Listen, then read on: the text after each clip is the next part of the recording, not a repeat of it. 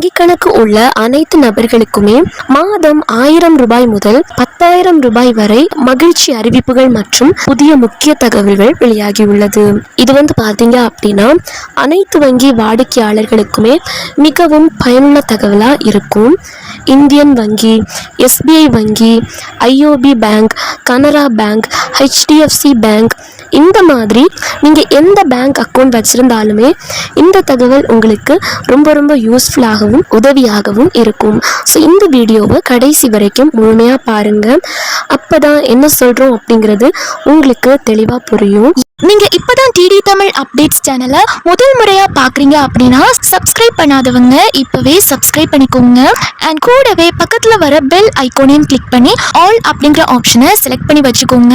So அப்போ தான் நம்ம அடுத்தடுத்து போடக்கூடிய அனைத்து புதிய தகவல்களும் உங்களுடைய மொபைலுக்கு உடனே நோட்டிஃபிகேஷனாக வந்து சேரும். அண்ட் வீடியோக்குள்ளே போகிறதுக்கு முன்னாடி இந்த வீடியோ உங்களுக்கு பிடிச்சிருக்கு அப்படின்னா லைக் பட்டனை கிளிக் பண்ணி லைக் பண்ணிக்கோங்க.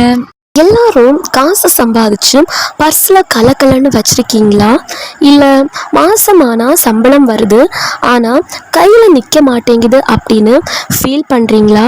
டோன்ட் வரி, கவலைப்பட வேண்டாம். இன்றைக்கி நம்ம வீடியோவில் மாதம் 1000 ரூபாய் முதல் 5000, 10,000 அப்படின்னு பேங்க் ஸ்கீம் பற்றி தான் பார்க்க போகிறோம். வங்கியில் இருக்கக்கூடிய திட்டங்கள் நிறைய பேருக்கு தெரியல. ஸோ இதை பற்றி தெளிவாக நம்ம பார்த்துடலாம். நம்மளில் பல பேருக்கு ஒரே அடியாக 1 லட்சமோ 2 லட்சமோ அப்படின்னு சொல்லிட்டு கொண்டு போய் பேங்க்கில் FD போட காசு இருக்காது. ஆனால் மாதம் பிறந்தா ஒரு 1000, 5000 இல்லை 10,000 அப்படின்னு ஈஸியாக எடுத்து வைக்க முடியும்.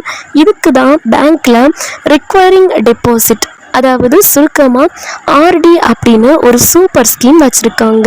ஒவ்வொரு மாதமும் நீங்கள் ஃபிக்ஸ் பண்ண தேதியில் இந்த காசை கட்டிடணும்.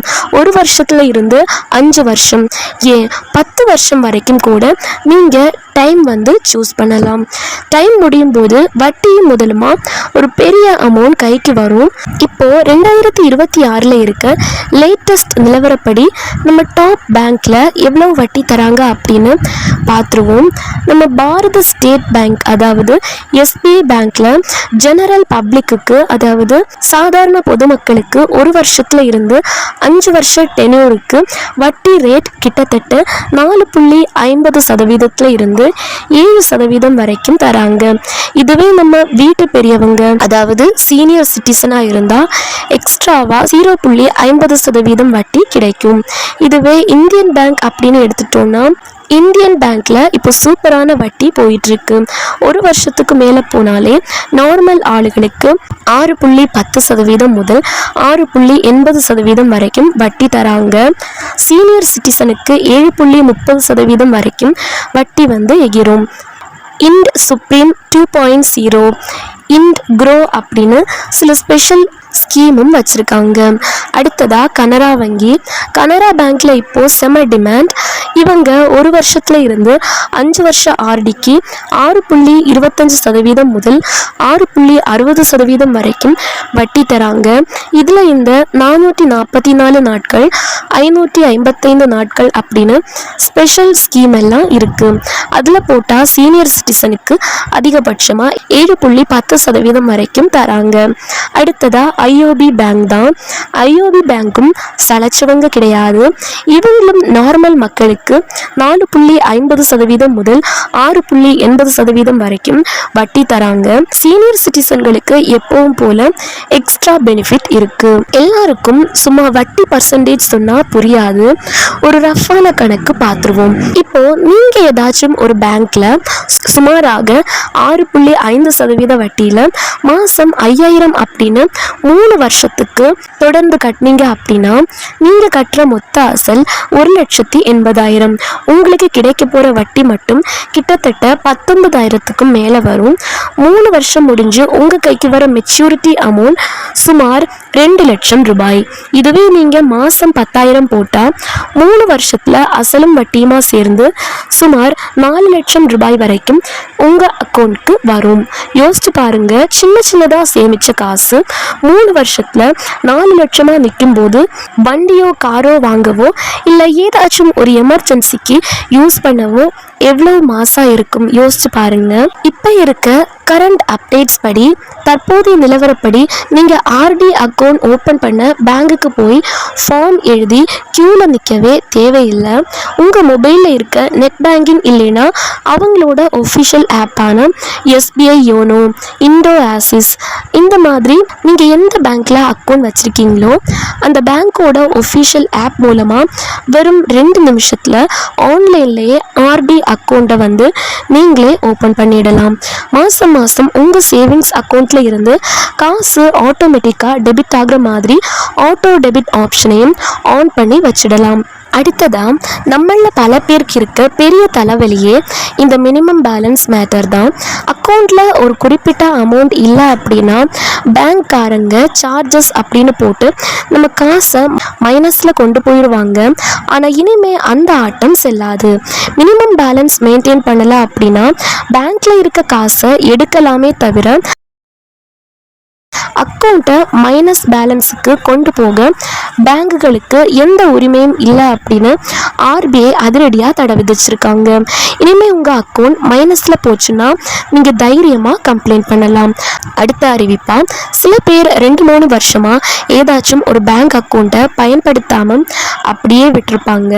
இது இனோப்ரேட்டிவ் அக்கௌண்ட் அப்படின்னு முடக்கப்படும். இனிமேல் இந்த மாதிரி முடக்கப்பட்ட கணக்குகளை மறுபடியும் ஆக்டிவேட் செய்கிறதுக்கு பேங்க்காரங்க எந்த ஒரு கட்டணமும் ஃபைனும் வசூலிக்க கூடாது அப்படின்னு சொல்லிட்டாங்க. அது மட்டும் இல்லாமல் இதுக்காக நீங்கள் பேங்க் பிரான்ச்சுக்கு போய் க்யூவில் நிற்க தேவையில்லை. வீட்டில் இருந்தே மொபைல் மூலமாக வீடியோ கேஒய்சி செஞ்சு ஃப்ரீயாகவே ஆக்டிவேட் பண்ணிக்கலாம். நிறைய பேர் பேங்க் அக்கௌண்ட்லேயோ லாக்கர்லேயோ காசு நகையை வச்சுட்டு யாருக்கும் தெரியாமல் இறந்து போயிடுறாங்க. அதுக்கப்புறம் அந்த காசு உரிமை கோரப்படாமல் அன்கிளைம்டு டெபாசிட் அப்படின்னு பேங்க்லேயே முடங்கி கிடக்குது. இந்த சிக்கலை தீர்க்க இனிமேல் ஒரு பேங்க் அக்கௌண்ட்க்கு அதிகபட்சமாக 4 நாமினிகள் 4 நாமினிஸ் வரைக்கும் நீங்கள் நியமிக்கலாம் அப்படின்னு ஆர்பிஐ சூப்பர் சலுகை கொடுத்துருக்காங்க. இதனால் உங்கள் குடும்பத்துக்கு அந்த காசு போய் சேர்றது ரொம்ப ஈஸியாகும். அடுத்த அறிவிப்பா, பெரிய பெரிய பிஸ்னஸ் பண்ணுறவங்களுக்கானது. ஒரு நிறுவனமோ அல்லது தொழிலதிபரோ 10 கோடி ரூபாய்க்கு மேலே பேங்க்கில் கடன் வாங்கியிருக்காங்க அப்படின்னா அவங்க எந்த பேங்க்கில் 10% அல்லது அதுக்கு மேலே கடன் வாங்கியிருக்காங்களோ அந்த வங்கியில் மட்டும்தான் கரண்ட் அக்கௌண்ட்டோ அல்லது ஓவர் டிராஃப்ட் ஓடி கணக்கோ தொடங்க முடியும் அப்படின்னு ரூல்ஸை டைட் பண்ணியிருக்காங்க. அடுத்த அறிவிப்பா, நம்ம எல்லாரும் ஜிபே, ஃபோன்பே, பேடிஎம் அப்படின்னு யூபிஐ வழியாக காசு அனுப்புறது சர்வசாதாரணமாக போச்சு. இது வரைக்கும் ஜஸ்ட் பின் நம்பர் தெரிஞ்சால் டக்குன்னு காசு அனுப்பலாம். ஆனால் இனிமேல் பாதுகாப்புக்காக 2 ஃபேக்டர் ஆதென்டிகேஷன் வரப்போகுது. அதாவது பின் நம்பர் போடுறது மட்டும் இல்லாமல் உங்கள் ஃபோனுக்கு வர ஓடிபி அல்லது உங்களோட கைரேகை அல்லது ஃபேஸ் லாக் வெரிஃபிகேஷன் மூலமாக தான் பணம் டிரான்ஸ்ஃபர் ஆகும்.